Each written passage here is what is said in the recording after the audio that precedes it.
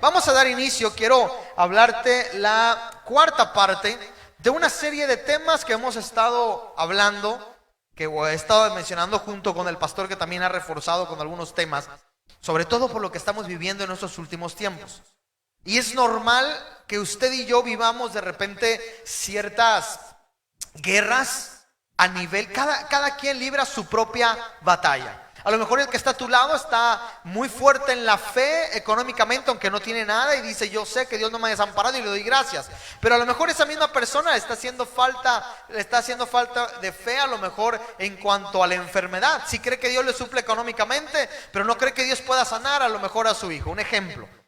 Y esa batalla la está luchando, o aquel o aquella está luchando con la economía, aquel con un matrimonio que está destruyéndose o que se está deteriorando, aquel está luchando una situación familiar, aquel está luchando con que no sabe si creer en Dios o no, porque si Dios existe no existiría el mal, qué sé yo. Todos de repente, y más en estos tiempos, batallamos o tenemos luchas que tenemos que enfrentar y que tenemos que saber cómo ganar. Y estas técnicas o tácticas de guerra que hemos estado hablando son con la finalidad de que tú de alguna forma aprendas a conocer a tu enemigo en esa batalla. Que de alguna forma tú aprendas a saber cuál es el modus operandi o la forma de operar del diablo, que es, o de tu enemigo, que es toda la vida. Siempre, una de las cosas que debemos saber es que el diablo siempre actúa de la misma forma. Aunque tiene siglos y siglos y siglos existiendo, aún así no cambia sus técnicas. ¿Y sabe qué es lo peor? Que el ser humano no deja o no dejamos de caer una y otra vez en los mismos errores. Entonces yo lo que intento enseñar a través de estos temas es cómo estar alerta para saber cómo te va a atacar tu enemigo y cómo contraatacar para salir vencedor. Pero hoy quiero tocarte un tema un poquito todavía más sensible, y esto es un tema para muchos, cosa que les ha pasado y que sé que puede ser de mucha sensibilidad. En el tema anterior de la semana pasada, el diablo o el enemigo amenaza con quedarse con la esposa y los hijos, la plata y el oro. Y él dice no.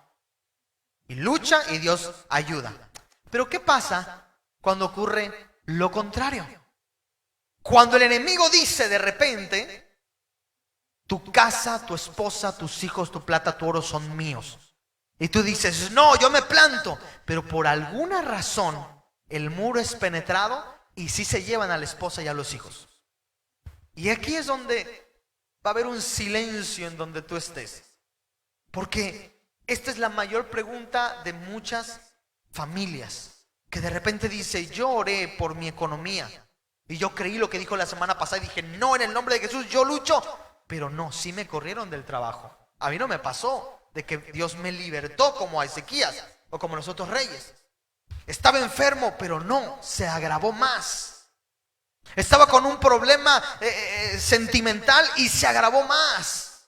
Estaba orando y creyendo porque el diablo dijo: tu esposa, tus hijos, tu plata es mío. Y yo luché, pero no, sí perdí a mi esposa. O por alguna razón el problema se incrementó. ¿Qué sucede cuando el enemigo logra, por alguna razón, que ahorita vamos a empezar a ahondar en eso, por alguna razón logra penetrar los muros y se lleva cautivo? ¿Qué tengo que hacer? Y usted tiene que saber que eso es una táctica que a veces sí es permitida de parte de Dios. No es lo que Dios quiere, pero Dios lo permite porque hay un trabajo a veces que tiene que hacer. Y aquí es la pregunta. Todos los temas anteriores, hay mucha gente que dice: pues es que a mí no me funcionó, a mí sí me atacaron, a mí sí mi matrimonio se destruyó, sí mis hijos esto, sí pasó esto, sí la enfermedad se agravó, sí esta situación. ¿Dónde está Dios? Y sobre todo, ¿cómo contraatacar un ataque así para no ser destruido? Y primero, antes de hablarte de una guerra, estoy hablando de las guerras más importantes que habla de la Biblia, quiero que vayamos al famoso libro de Job, capítulo 1, versículo 28, como tema introductorio o como versículo introductorio. Quiero que veas cómo es posible que el enemigo a veces rompa la pared, entre a casa y sí se quede con algo. Parece que está ganando la batalla. Job capítulo 1, versículo 8 al 12, lo voy a leer de corrido, dice la NBI, versión NBI. Dice lo siguiente: ¿te has puesto a pensar en mi siervo Job? Está preguntando Dios. Después de pensar en mi siervo Job, volvió a preguntarle al Señor: no hay en la tierra nadie como él. Es un hombre recto e intachable, que me honra y vive apartado del mal. Hasta ahí está hablando, está perfecto. ¿Qué más? Dice, Satanás replicó: ¿y acaso Job te honra sin recibir nada a cambio? ¿Acaso no están bajo tu protección él y su familia y todas sus posesiones, su esposa, sus hijos, su oro y su plata? De tal modo has bendecido la obra de sus manos, que sus rebaños y ganados llenan toda la tierra. Era un personaje muy rico. 11. Pero extiende la mano y quítale todo lo que posee, a ver si no te maldice en tu propia cara. 12 y último. Muy bien. Vamos a quedarnos con esto tantito. Muy bien. ¿Quién dijo eso? Le contestó el Señor. Muy bien, le contestó el Señor. Todas sus posesiones están en tus manos, con la condición de que a él no le pongas la mano encima. Dicho esto, Satanás se retiró de la presencia del Señor. Y la historia es muy bien conocida por ti. Aquí es donde estoy empezando muy fuerte y muy duro. No estoy dejando esto para el final, mientras voy sobando un poquito tu corazón para que recibas esto. Yo quiero que hoy hablemos de otra táctica de guerra que también es posible en la guerra y que ya es un nivel un poquito más avanzado. A lo mejor tú ya de las 3 anteriores, tú lograste vencerlas y lo viviste, dijiste sí, en mi último momento Dios me ayudó, y puede haber muchos testimonios que te ayuden a creer en esa situación. Pero ¿qué pasa cuando se para el enemigo y dice: tu esposa, tus hijos, tu plata y tu oro y la de tus siervos son mías? Y Dios responde: muy bien, le contestó el Señor. Esto de verdad, de alguna forma hizo temblar mi corazón en la semana. Yo decía: es que no es el Dios que generalmente conocemos. No es el Dios que se nos vende de repente en predicaciones o en lugares. No es el tema que se nos da. Generalmente Dios es el Dios, como hablamos la semana pasada, que cuando 33 reyes te ponen, Él sale victorioso junto contigo. Es el rey que te ayuda a salir, es el Dios. Pero de repente aquí vemos como la estrategia del diablo, porque esto también es una guerra, la táctica que le estoy poniendo de título, la número 4.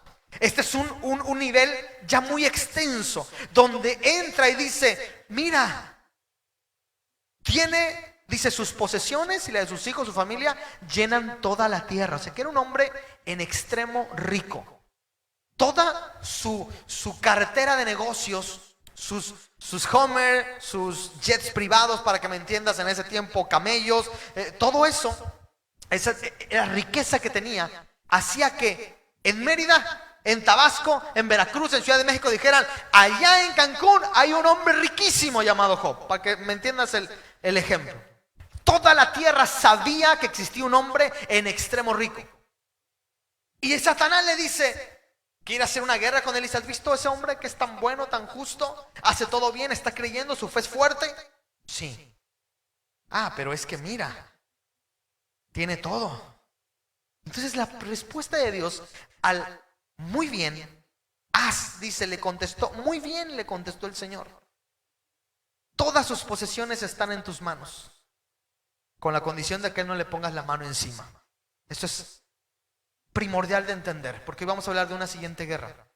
Y quiero que sepas que hay guerras en las cuales de repente el muro sí es roto.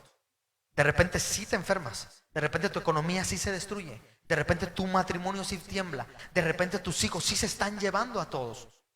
¿Qué creer? ¿Que Dios ya no está? Hoy quiero mostrarte cómo Dios sigue en control. Yo quiero que entiendas una cosa, y quiero que vayas anotando ciertos principios si es posible. Número 1, Dios permite, porque es la obra permisiva de Dios. Dios permite bajas en la guerra. Número 2, Dios siempre tiene el control, o siempre seguirá teniendo el control, a pesar de las bajas. Y número 3, Dios te bendice en la pérdida. Te bendice en la pérdida. O sea, en medio de la pérdida, Dios recompensa a aquel que a pesar de la pérdida sigue esperando en Dios. Amén. Yo quería empezar con este versículo fuerte, que no es una guerra física que vemos en la Biblia, pero te empieza a relatar cómo actúa el diablo y cómo a veces sí se roba. Porque si tú lees la historia de Job, por si alguien no la sabe, le dice Dios al diablo: muy bien, ve a hacerlo. Y dice que Job está sentado como cada mañana y de repente llega un mensajero corriendo y le dice: Job, patrón, jefe, ¿qué cree? Estaba con tal persona cuidando tus camellos y vino una banda de ismaelitas o unos ladrones, para que usted entienda, y se llevó todos tus camellos y mataron a todos, solo escapé yo para darte la noticia. Y dice la Biblia, y mientras estaba hablando este hombre, llega otro y le dice: jefe, ¿qué cree? Estábamos en tal lado pastando y estaban las ovejas comiendo con los cabritos, todo, y llegaron una banda de ladrones y mataron a todos los trabajadores y se llevaron todas tus ovejas, todas las miles que tenías, solo escapé yo para darte la noticia. Y empiezan a decir: bancarrota, bancarrota, bancarrota, bancarrota. Cuando te dicen: te corremos del trabajo, corremos a la esposa también, hay problemas en casa, la economía se reduce al mínimo, aparte te enfermas. Noticia, noticia, noticia. Y cuando ya está él así, llega un último y le dice: patrón, sus hijos estaban en una fiesta, todos comiendo, divirtiéndose, vino un viento fuerte y la casa cayó encima de ellos y se murieron todos tus hijos junto con los que estaban ahí. Solo escapé yo para darte la noticia. Literalmente, después de tener un imperio económico, queda vivo él y su esposa. Y si sigues leyendo, Job dobla las rodillas y dice: desnudo salí del vientre, desnudo me voy, sea tu nombre bendito, y adora a Dios. Y entonces el diablo sube y Dios le dice: ¿cómo? Te dije que a pesar de todo, y me siguió adorando, no se peleó, no se enojó. Y dice el diablo: pero tócale su corazón, su vida, su cuerpo, y verás si no te maldice. ¿Recuerdas la historia? Y el Dios, ¿qué crees que dice? Muy bien, coronavirus, adelante. Wow. Obviamente su caso fue una úlcera que tocó todo su cuerpo, un tipo lepra.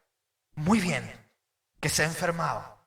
Y dice que desde la coronilla de la cabeza hasta la planta de los pies queda totalmente llagado y no había un espacio que no podía rascarse. Tenía que agarrar un pedazo de barro y lo tocaba, con eso se rascaba. Ese no es el Dios que yo conozco, dirá alguno. Ese no es el Dios que me entra en la cabeza. Para mí el Dios es el Dios que me libera contra 33 reyes, que me ayuda en momentos difíciles, que me saca adelante. No el rey que dice, no el Dios que dice: muy bien al enemigo, traspasa. Pero si sí pasa, ¿qué es lo que tengo que hacer? ¿Está listo para saber? Ya están como que ya se acabe el mensaje, por favor. No quiero a ese Dios, quiero al Dios de todo amor. Es que Dios es todo amor, pero Dios permite. Y dice la Biblia que Job era santo, justo, recto, pero aún así sucedió. Pero al final dice la historia que fue bendecido. Que hablaré eso al final. Quiero que me siga con esto, porque ahora quiero explicarte otra guerra en la Biblia que para mí ha sido de mucha bendición y tiene muchos ángulos y vértices que no voy a tocar todos, porque me gustaría tocarlo en momentos mucho más adelante con otros temas, pero tiene mucha tela que cortar. Pero nos habla de una guerra muy parecida. Hay una historia en la Biblia que es la historia del rey David. Yo quiero que me sigan esto. El rey David había recibido una promesa. Él está chavito, tiene 17 años aproximadamente. De hecho, la semana pasada te expliqué lo de David y Goliat, por ejemplo. Un poquito te hablé acerca de eso. Y él tenía 17 años aprox, y viene el profeta Samuel y lo unge como rey. Y le dice: después de Saúl va a morir y tú vas a reinar. Tú vas a ser rey de toda la nación. Ya tiene una promesa firme, divina, puesta por Dios. Pero David va después y se gana el favor del rey y se gana el favor de todo el pueblo. Y todo el pueblo empieza a amar más a David que a Saúl, dice la Biblia. Y empiezan a componer cantos, y en los cantos dicen: Saúl mató a 1000, pero David mató a sus 10,000, como diciendo: David es más poderoso. Y entonces Saúl se llena de envidia, se llena de orgullo, de todo tipo de sentimiento feo, y quiere matar a David. Y David tiene que huir y lo quiere matar. Y David dice: ¿qué te he hecho? Sencillamente yo no lo canto, lo dicen ellos. Pero ¿a qué lo quiere destruir? Conoces la historia. Pero dice la historia que David estuvo desde los 18 años aproximadamente hasta los 30 años huyendo. Toda su juventud, de los 18 era un chamaquito, sale huyendo y más o menos a los 19, 20 años ya tiene un ejército de 600 hombres que lo siguen a la cueva de Adulam. Estaba jovencito, por si alguien dice, no, esto de las cosas de Dios es para los adultos y los viejos. David tenía 19, 20 años y él ya era líder, ya era jefe y estaba en una cueva. Y llega y de repente empieza a huir. Y bueno, sufre traiciones, sufre depresión, sufre hambre y está pasando un desierto que es tema para otra predicación. Pero sufre un montón de cosas y Dios empieza a formar su carácter. Dios empieza a trabajarlo, le enseña a confiar en Dios. Pero a David le hace falta una última guerra que ganar. David tiene 29 años, casi 30 años, ya después de todos esos años, 13 años en el desierto. Y es momento de que la promesa se cumpla. Está a punto, ha visto la mano de Dios y está a punto de entrar a la coronación. Pero Dios dice, antes de que entres a la coronación, hay una guerra más que necesitas enfrentar para que aprendas a confiar en mí, no solamente en los momentos buenos. ¿Quieres saber la historia? ¿Sí o no? Hoy no los veo tan participativos, como que tienen miedo a lo que voy a decir. Tienen miedo de que, ay, no quiero enfermarme, yo pensé que no me iba a tocar a mí. Ay, no quiero que mi economía. Aguántese, Dios tiene planes, ¿lo crees? ¿Lo crees? Allá en casa espero que también esté gritando amén. Primera de Samuel capítulo 30 versículo 1. Esta es otra famosa batalla que nos saca muchas dudas. Dice, versículo 30, versículo 1. Vamos a leer solo del 1 al 2. Al tercer día, David y sus hombres llegaron a Siclac, pero se encontraron con que los amalecitas habían invadido la región del Negev y con que luego de atacar e incendiar a Siclac, habían tomado cautivos a las mujeres y a todos los que estaban allí, desde el más grande hasta el más pequeño. Sin embargo, no habían matado a nadie. Sígame por favor. Mire, aquí la historia cambió. Con la guerra de Senaquerib y de Benadad y de Ezequías, perdón. No, de Benadad y Acab, perdón. Le dice, tu mujer, tu esposa, tu plata y tu oro son míos. Y la de tus siervos, si me las quedo. Y él dice, ¿cómo que te las quedas? Nada que ver, en el nombre de Jesús, y gana la batalla. Oh, que ese es el Dios que a mí me gusta. ¿Alguien dice amén? Amén. Pero aquí la historia cambia. El rey David está viviendo en una región de los filisteos. Es una historia larga. Y él va a la batalla a pelear supuestamente contra el mismo pueblo de Israel porque está apoyando a los filisteos. Pero a la mitad del camino él se va, dice a 3 días de camino, y a la mitad le dice el rey, aquí se llamaba el rey, le dice, David, ¿sabes qué? Mis hombres no confían en ti. Porque sienten que a lo mejor a la mera hora de la batalla te vas a poner en contra, porque vamos a pelear contra Israel, es tu pueblo, yo sé que te están persiguiendo, pero mira, para evitar, mejor regrésate con tus 600 hombres y quédate en casa y nosotros peleamos la batalla, no tú. David dice, rey, pero no, yo quiero acompañarle, yo quiero, y le dice, regrésate. Entonces David dice que se regresa 3 días de camino, o sea que caminaron alrededor de 40 kilómetros a pie. Okay, 40 kilómetros, descansando a lo mejor, etcétera. 40 kilómetros en 3 días. Descansaban, comían, avanzaban. ¿Qué tan cansado cree usted que estaba David de ese caminar de 3 días, de esos 40 kilómetros? Imagínate lo cansado. Caminando con todo un ejército de 600 hombres, con armas. 3 días de camino. Cuando va regresando a su casa, ¿cómo usted espera después de trabajar 12 horas u 8 horas? Y imagínate que usted tiene un trabajo difícil, ya sea taxista, ya sea lo que esté haciendo, que es todo el día. Uno llega y un vasito de agua fría, un abrazo de la esposa, un beso de los hijos. No espera de que ya llegó papá, ay, deme dinero de pleito. Y por eso es que luego de repente hay problemas en el hogar. Cuando uno recibe así dice, ay, me regreso a trabajar. ¿Cierto o no? Uno llega a casa y es el momento de refrigerio. Que las mujeres salgan corriendo, amado esposo, llegaste. Que la esposa te trae chocolate, esos encuentros son bonitos. Amén.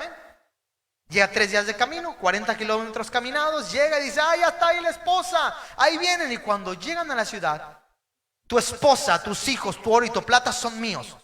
Eso decía el otro. Y aquí, tu oro, tus pertenencias, tu esposa y tus hijos son míos. Y ocurre, aquí la historia cambia.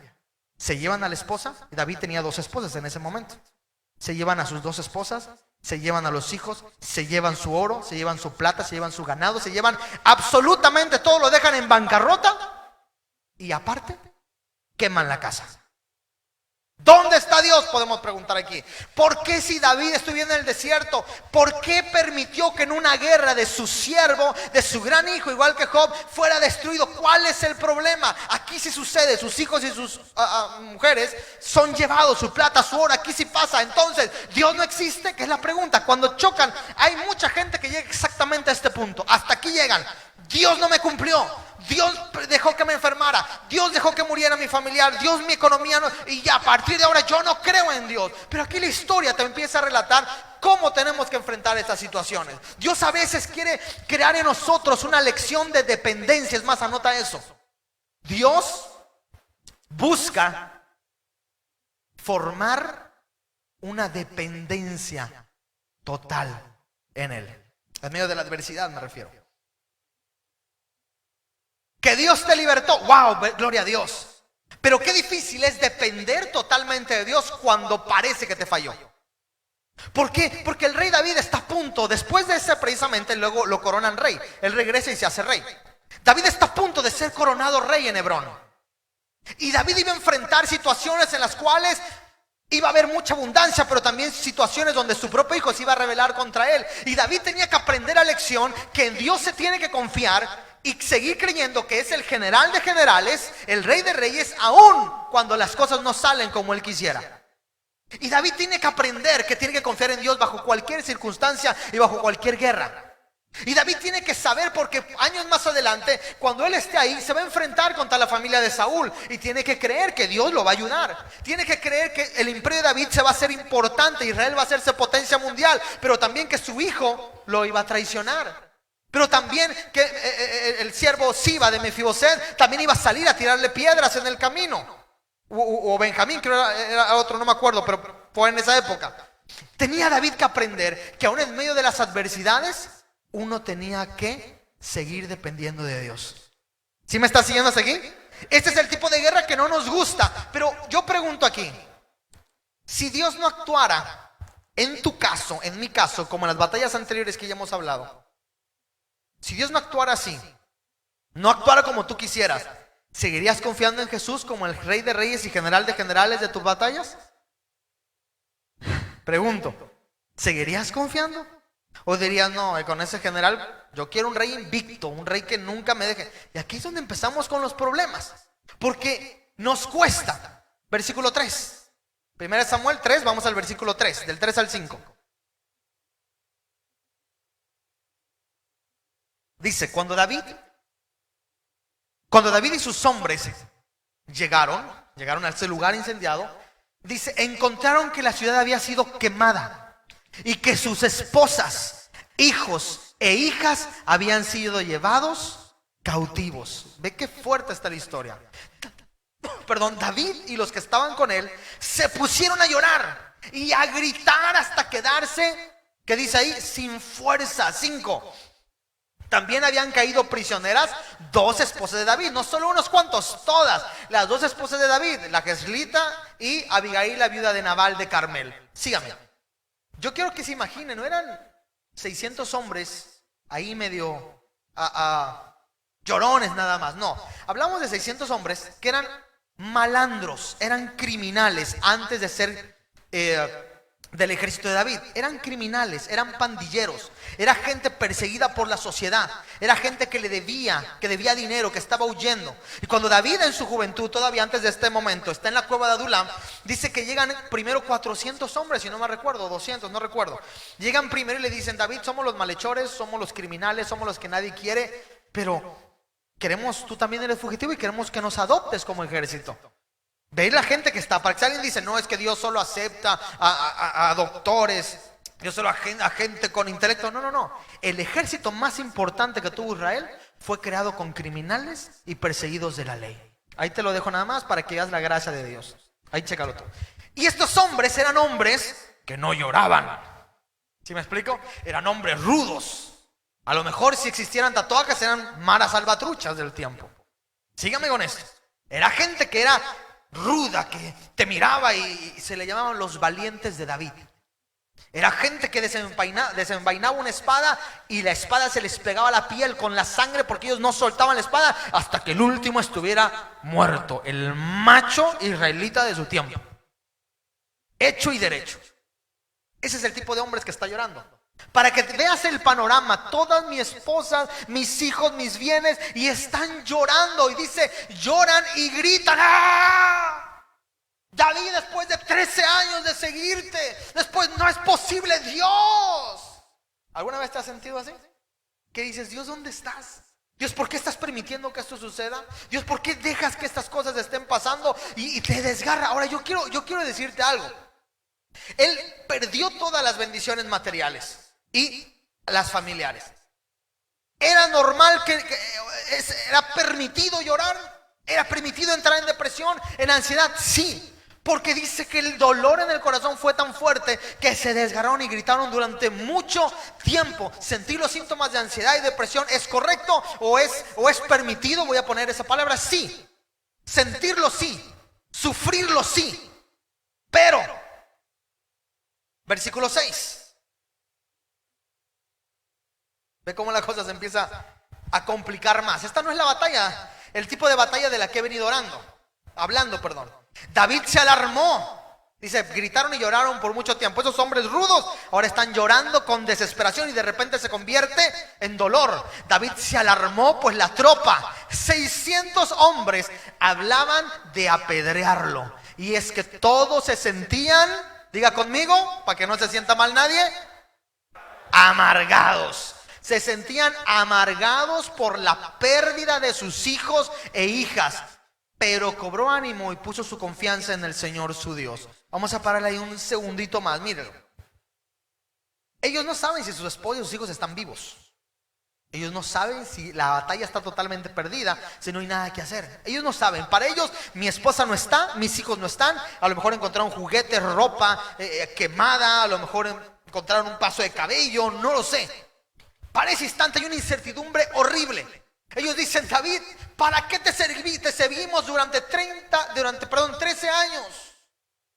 Son 600 en su tropa, en su ejército, más su familia, más las familias. Imagínate, a lo mejor eran, no sé, 800, 1000, 1500, 3000, no sé. Era una ciudad, la ciudad de Ziklag era para ellos, una ciudad completa para ellos. Ellos entran en una amargura de espíritu, se sentían amargados. Vuelvo a repetir. Es correcto a lo mejor sentir, no que seas un amargado, vamos a cambiar esa definición, no que seas un amargado, pero sí sentir ese sentimiento. Es que ¿por qué no te sientas mal cuando a través de una tribulación, un momento difícil, sientes un dolor en el corazón, una depresión, una ansiedad, una amargura? Y decir, ¿por qué está pasando? Hasta ahí estamos bien, hasta ahí no es pecado, hasta ahí es correcto, porque estás hecho de sentimientos y de emociones. Amén.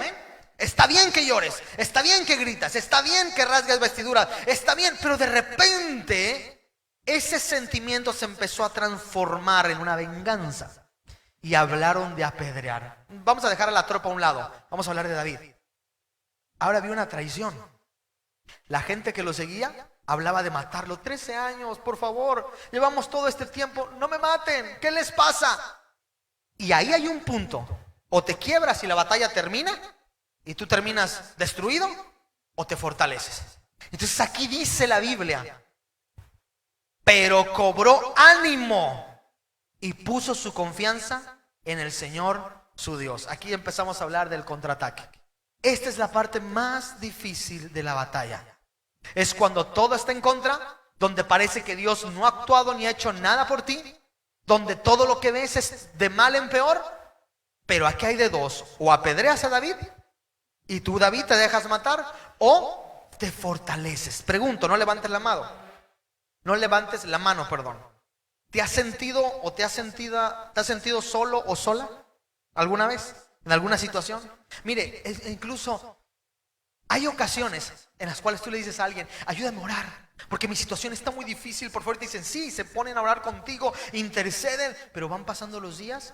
De repente, hasta orando te sientes solo, te sientes sola. De repente ya El pastor una vez oró por ti, sentiste la fortaleza, pero después dices, ni el pastor está ayudándome con mi carga. Siento que esta carga la estoy llevando yo solo, yo sola. Estoy orando yo solo y yo siento que ya a nadie le importa mi situación. Me siento y empieza a entrar una autocompasión. Empieza a entrar un dolor. Déjame decirte que eso también está bien, porque hay oraciones y batallas que tienes que hacer tú solo. Porque si no aprendes una dependencia total y vas a depender de que la iglesia ore por ti, que el pastor ore por ti, que el grupo de aquel ore por ti, entonces vas a depender en un grupo y una persona y no depender de Dios. Si tú te has sentido solo, esto va para alguien en específico que a lo mejor lo necesite. De repente estás orando y sí, al principio la iglesia me dijo estoy contigo, oró conmigo, me impuso manos, estoy contigo con alguna necesidad o problema, y de repente sentiste que pierde el interés. Tranquilo, es Dios llevándote una dependencia total, donde tú no dependas de un grupo, de una iglesia, de una oración, sino dependas de tu relación con Dios. Amén. Y aquí David para todo. Oye, antes de este evento, viene el ejército de Saúl siguiéndome. A ver, amigos, mis 600, ¿qué hacemos? David, estamos contigo. Eso, me gusta que me apoyen con un amén. Amén, David.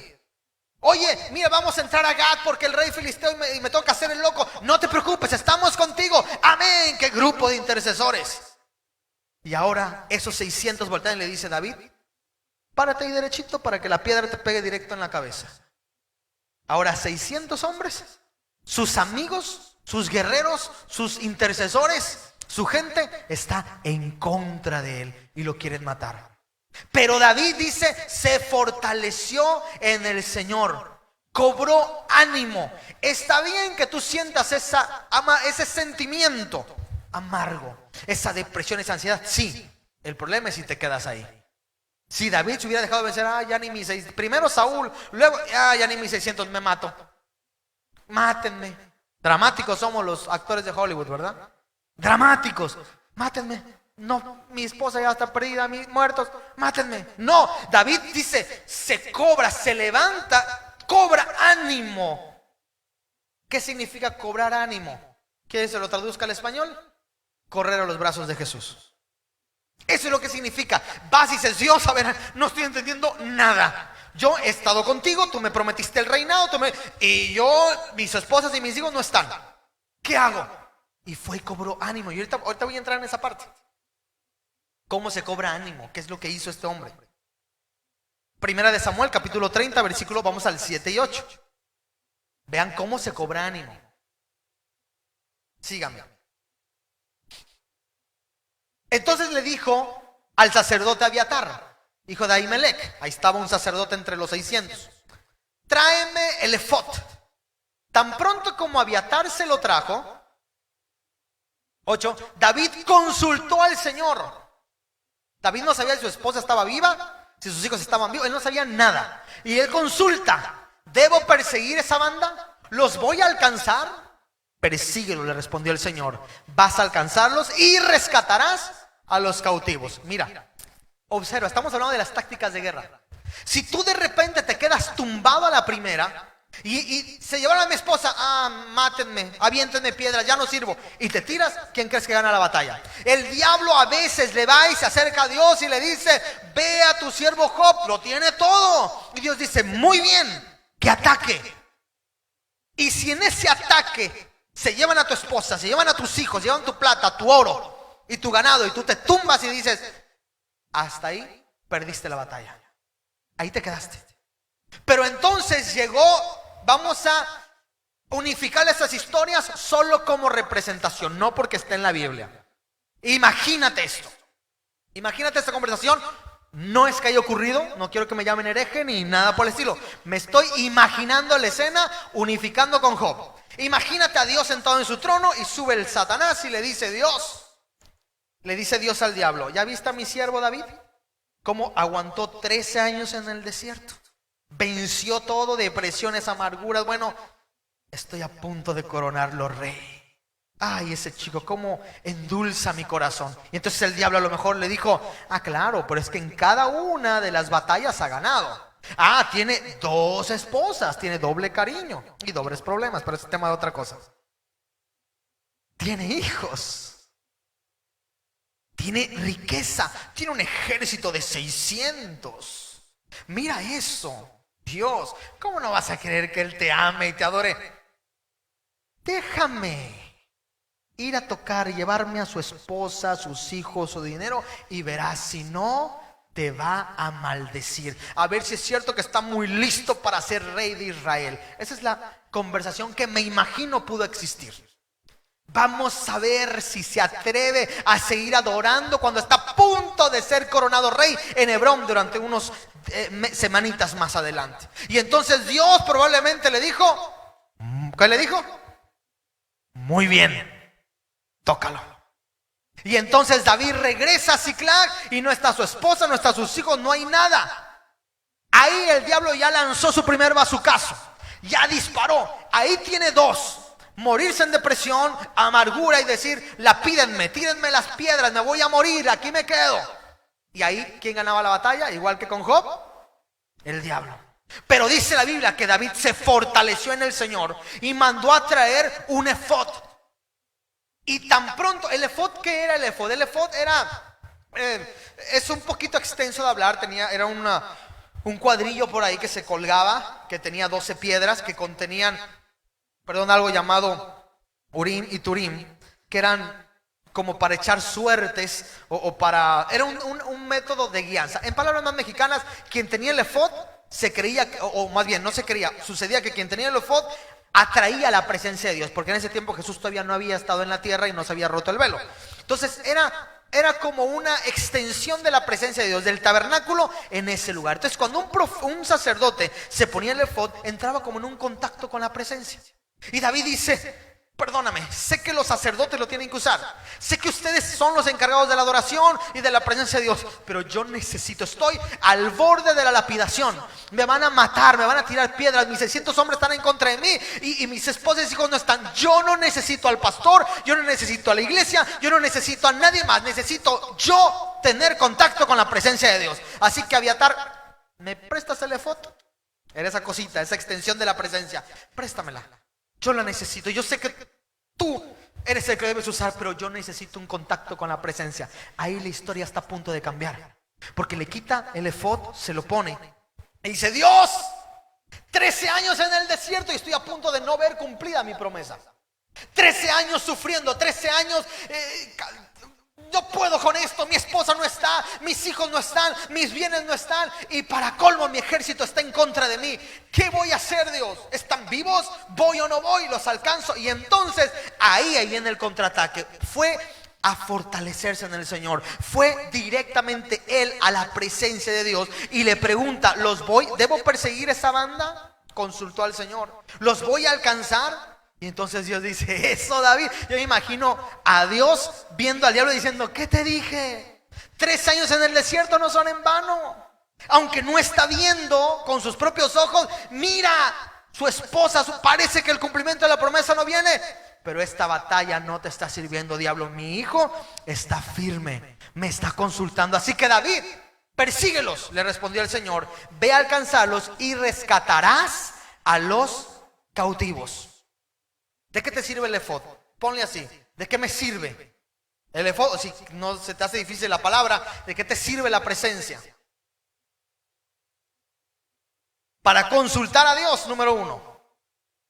David lo que hizo en la presencia, ¿para qué? Para consultar a Dios. En esta enfermedad, en esta situación, en esta economía, en este problema, en este matrimonio, ¿qué? Consultar a Dios. Número 2, te lleva a tener tiempo de intimidad. Para estar atento, tiempo de intimidad para estar atento a lo que Dios quiere decir. Quédate quieto o avanza. Quédate quieto o avanza. Historias de esas hay muchas que contar. Si Dios le hubiera dicho a David, no vayas, quédate, yo peleo esa batalla, tú quédate aquí, David hubiera tenido que quedarse ahí tranquilo. En este caso le dijo, avanza, atento a escuchar lo que Dios quiere decir. Y número 3, consultar antes de actuar. El ser humano es detallista, es excelente para actuar y después pensar y después hablar. Ay, Dios, es que yo creí. David estaba a punto, ya la gente estaba con las piedras. Ahora sí, David, ponte ahí, porque imagínate, si con las espadas somos buenos y con las lanzas también, vamos a probar con las piedras. Yo creo que ahí salió el ejército de honderos de David después. Dijo, con mis piedras, ponte ahí, David, segundito, déjame fortalecerme en Dios. Se puso el efod, consultó a Dios. escuchó atento, tuvo intimidad con él y después escuchó atentamente lo que Dios dijo y después actuó. Ahora, ¿cómo se fortaleció o cómo me fortalezco en Dios? Es un tema sencillo, con mucho preámbulo, pero muy sencillo. Anota lo siguiente. Estos son tips de cómo fortalecerse en Dios. Tips generales. Número 1. Recordando promesas. Número 1, recordando promesas. Número 2, recordando cómo Dios me ha ayudado antes. O recordando su ayuda en el pasado, para que sea más corto. Recordando su ayuda en el pasado.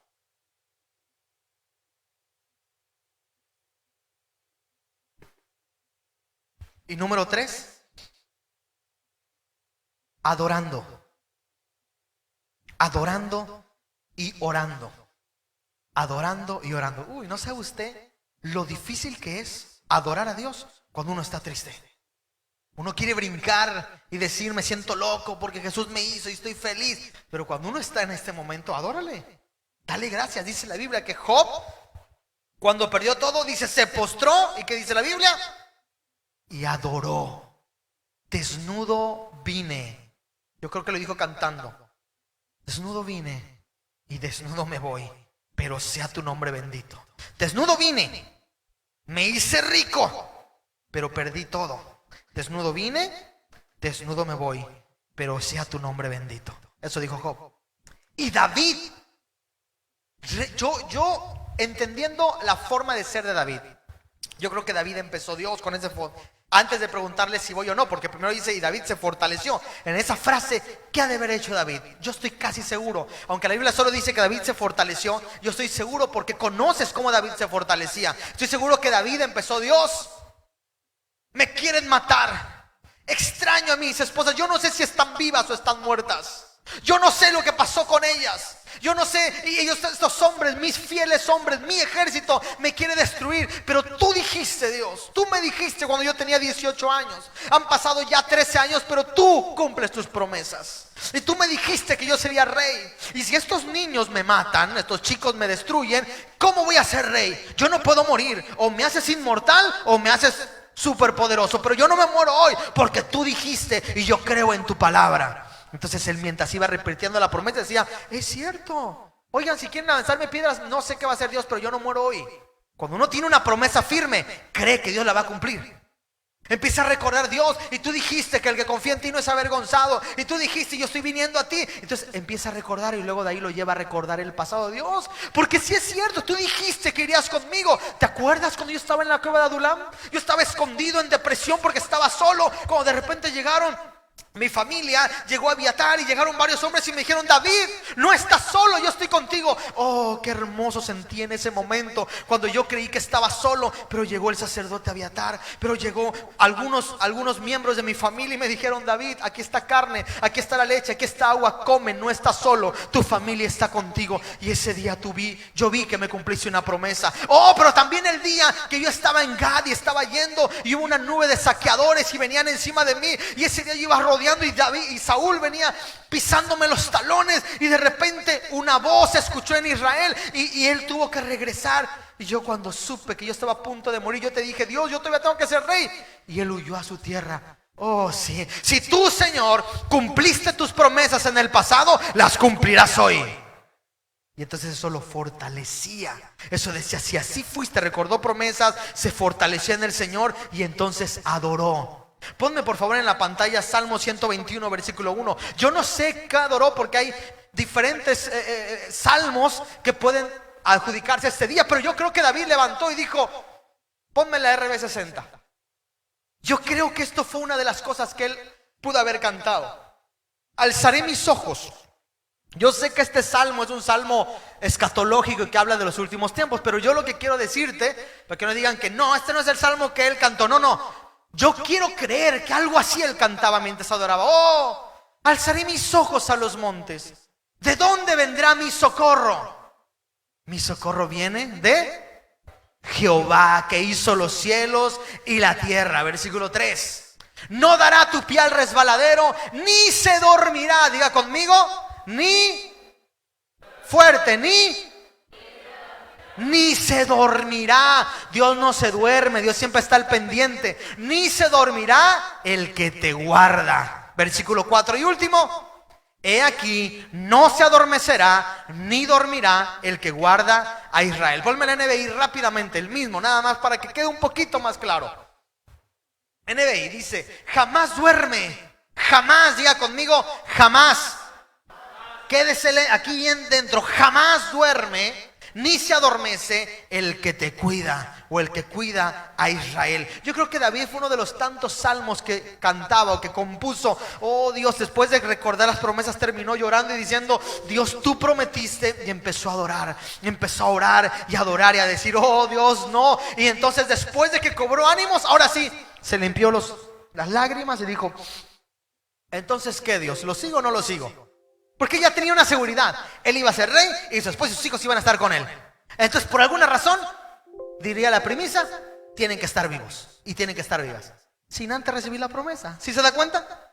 La promesa de Dios estaba tan fuerte, se había fortalecido tanto con lo que dijo, ahora sí, Dios, no tengo que preguntarte, oye, ¿están vivas? ¿Las mataron? No, solo te voy a preguntar una cosa, ¿los alcanzo o no? ¿Lo haces tú o lo hago yo? Y Dios le dice, ve, ¿los voy a alcanzar? Sí, ¿los voy a matar? Sí, y no solo vas a matarlos, vas a recuperar todo lo tuyo. Y entonces, ¿alguien puede decir amén? Amén. A esa parte del mensaje ya les empezó a gustar más, ¿verdad? Ahora sí dicen amén, porque ya estamos llegando a lo bonito. David escuchó, creyó y obedeció. 1 Samuel 30:17, veamos cómo termina la historia. En su casa lea el resto, porque hay más historia. Yo solo estoy poniendo cosas importantes de aquí. David entonces los atacó, ya junto a todo el ejército. Hay más historia por ahí que es de otro tema, pero dice que David los atacó al amanecer y los combatió hasta la tarde del día siguiente. Los únicos que lograron escapar fueron 400 muchachillos que huyeron en sus camellos. Los únicos. Del contrario, ¿qué más? 18. David pudo recobrar. Observe, David pudo recobrar todo lo que los amalecitas, diga conmigo, todo. Fuerte. Todo. Vea la diferencia.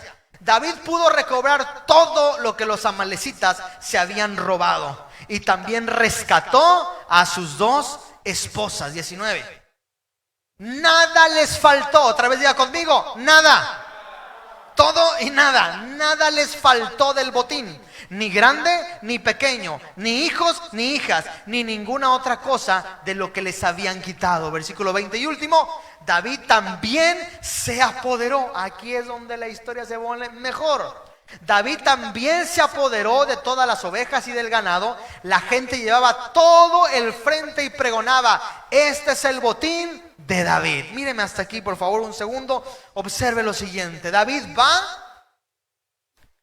pelea, recupera a sus esposas, sus hijos y todos recuperan a sus esposas. Nadie había muerto, a nadie se le había tocado la mano. Y además David se sale con algo más. Todas las ovejas, el oro, todo lo de ellos, del otro ejército, por metiches y por haberse metido con David, perdieron.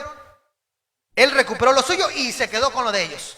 Tan grande fue el botín que lo tuvieron que cargar entre tantos, que David, eso lo dice la historia más adelante, que David agarró parte del botín y dijo, váyanselo a regalar a los que están, creo que en Hebrón vayan a regalar parte del botín porque es demasiado, esto ya es exageradamente. Imagínate, primero David luchando porque está perseguido en el desierto, sin mucha economía, sin mucha comida. Incluso a una de sus esposas la conoció pidiendo limosna, pidiendo comida. Imagínense, y ahora aquí es tanto el botín que lo tiene que regalar.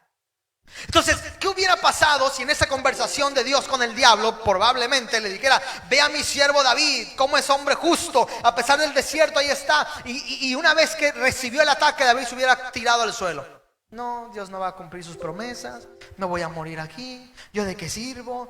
Dios no piensa en mí. ¿Te ha pasado eso? ¿Te ha pasado que te quieres tumbar la guardia y quieres decir ya no más? Entonces ahí se acaba tu historia. Pero si tú te fortaleces en el Señor, te llenas de fe y sales, entonces contraatacas esa táctica del diablo. ¿Y quién vence la batalla? Tú, de la mano de Dios. tú mismo. ¿Quién va a atacar? Tú mismo. Cuarto, táctica de guerra. Y entonces David pudo recuperar todo el botín, todas las promesas se cumplieron y se convirtió a la semana, se convirtió en rey de Israel. Porque mientras él peleaba esa batalla, los filisteos peleaban contra Saúl y Saúl estaba siendo muerto. Entonces David va y se recupera. Mire, voy a terminar. Voy a leer un versículo más y termino. Pero quiero que sepas que Dios nunca falla. Dilo conmigo, es más. Dios nunca falla. Ahora dígalo para que lo escuche. Iba a decir su demonio interior, pero no, usted está libre. Su ese sentimiento que la tiene atado y que Dios, quiero que lo escuche también. Y Dios nunca falla. Ahora dilo a los demonios que están alrededor de su cabeza haciéndole creer que Dios no lo va a ayudar. Dígale, Dios nunca falla. Amén. Tiene que quedar claro, mire. Escuchen, le voy a contar una última historia, porque en cada uno de estos temas le he hablado de algún tema de guerra. Con eso termino. Hay una muy famosa guerra, que es la famosa guerra de los 6 días. La famosa guerra de los 6 días fue una guerra que luchó Israel. En 1947, 48 por ahí, Israel se había convertido en un pequeño país. Apenas se le estaba reconociendo apenas en 1948, 47, 48, se le estaba reconociendo como país. Porque había estado huyendo, que no le reconocían, que si esto, que si no era su territorio, que si los árabes. Pero por fin la ONU dijo, ya lo reconocemos a partir de ahora. Y entonces empiezan a regresar. Pero aquí el detalle con Israel es que Israel tenía un territorio antes de.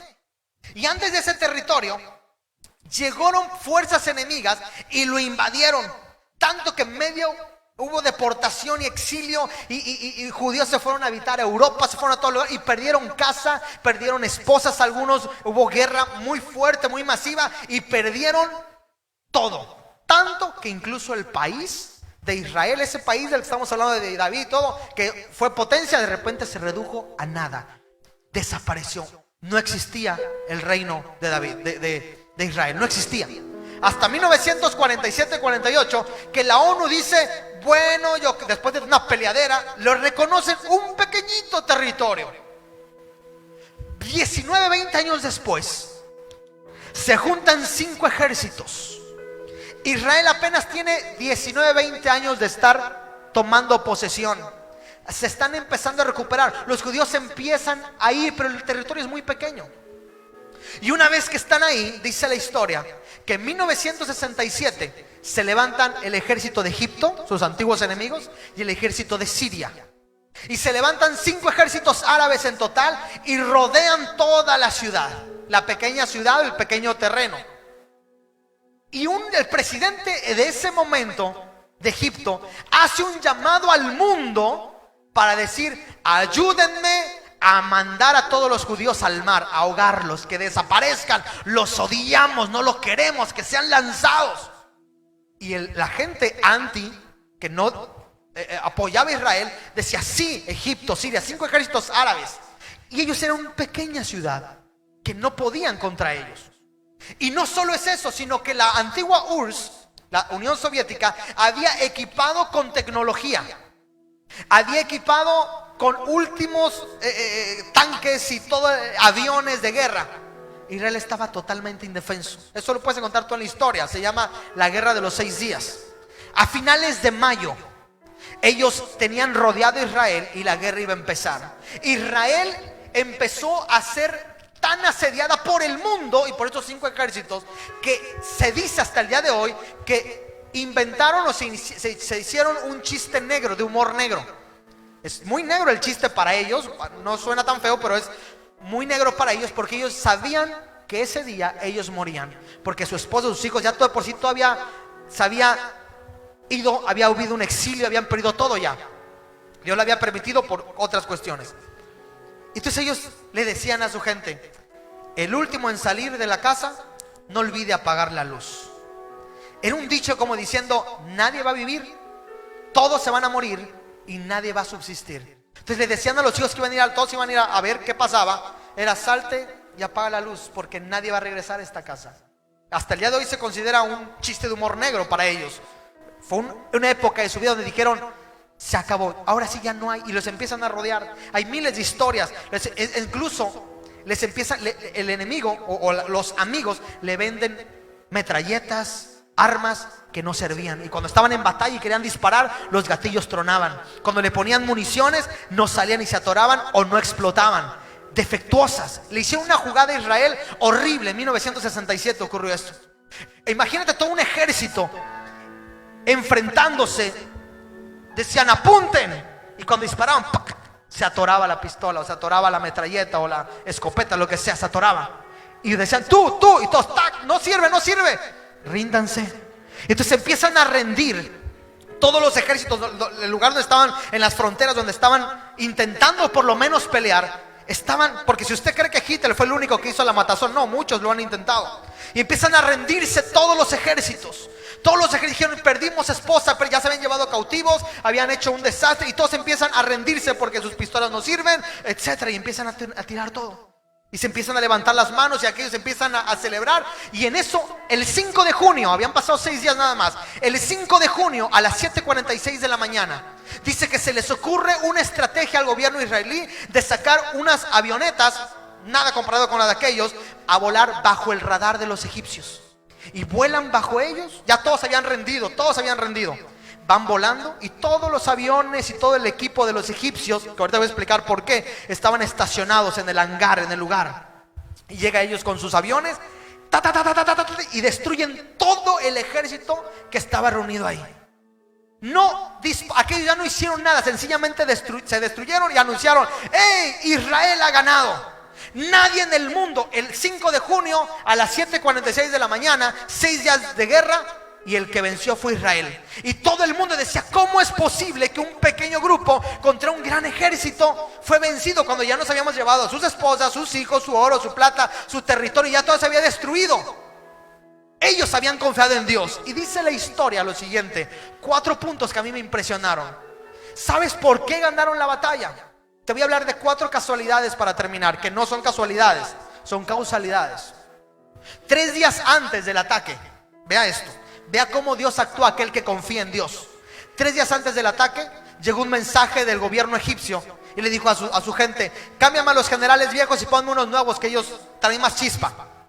Y esos generales llegaron y no conocían el nombre. Ellos pensaban que la guerra iba a durar, apenas iban a empezar a conocer el terreno. Entonces cuando hubo el ataque, ellos no sabían ni a quién decirle lo que iba a pasar. Eso es lo de menos.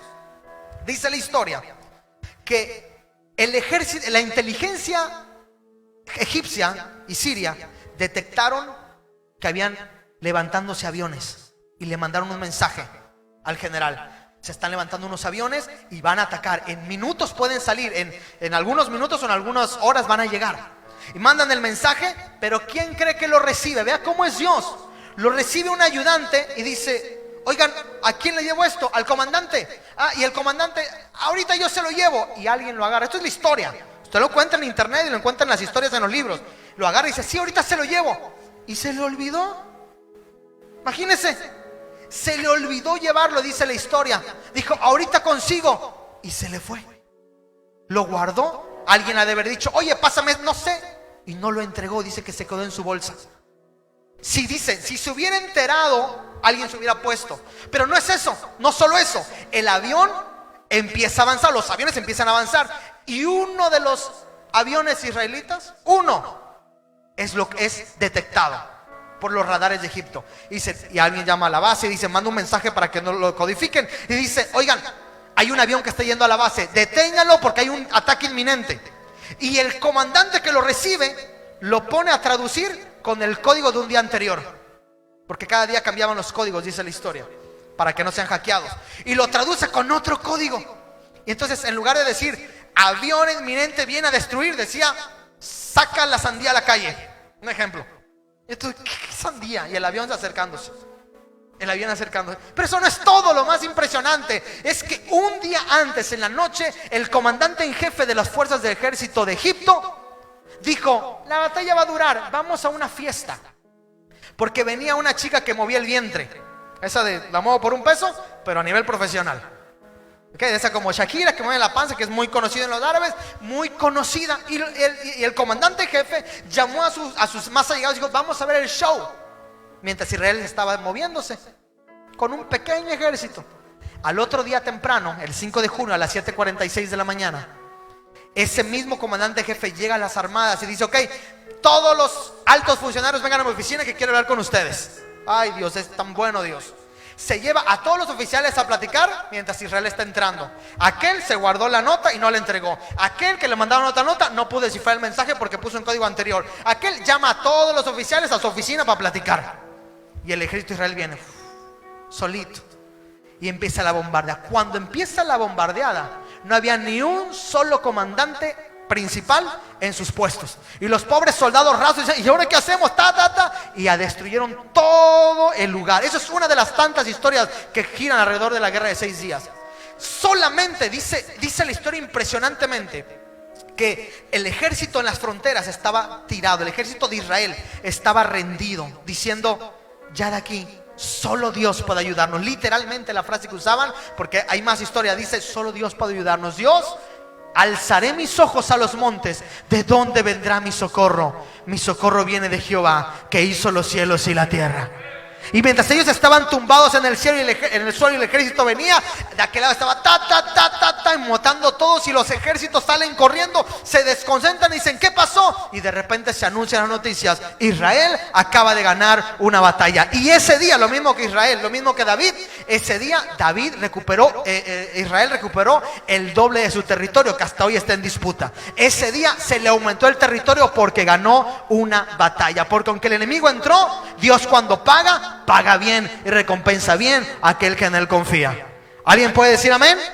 Vea cómo Dios se mueve. Póngase de pie y lee el último versículo. Ponme el último versículo, por favor. Tan conocido, solo quiero que lo lea conmigo. Dice así. Zacarías 4:6, RB60. Dice: he aquí, no se ha Zacarías capítulo 4, versículo 6. Dice la RB60. Dice: esta es palabra de Jehová a Zorobabel, que dice: no con ejército. Diga conmigo: no con ejército. Dígalo fuerte: ni con fuerza, sino con mi espíritu, ha dicho Jehová de los ejércitos. Vea lo que dice la Nueva Traducción Viviente. El Señor le dijo a Zorobabel: no es por el poder ni por la fuerza, sino por mi espíritu, dice el Señor de los ejércitos celestiales. Y dice la TLA, dice: no hace falta que seas poderoso, ni necesitas un gran ejército. Lo único que necesitas es mi espíritu. Yo soy el Dios todopoderoso. Fuerte ese aplauso a Dios. Por esa razón, no necesitas un gran ejército, no necesitas una gran espada, necesitas a mi Espíritu Santo. Y por esa razón es que David se fortaleció en el Señor. Por esa razón David agarró la presencia de Dios y dijo: esta táctica de batalla ya me la sé. El diablo me hace creer que la promesa no se va a cumplir porque mi esposa, mis hijos, mi oro y mi plata sí se destruyó. Pero en el nombre de Jesús, yo creo que la última la palabra tiene Dios. ¿Los alcanzaré o no? Dios dijo: ve, porque la victoria es tuya. Ataque y contraataque. ¿Alguien dice amén?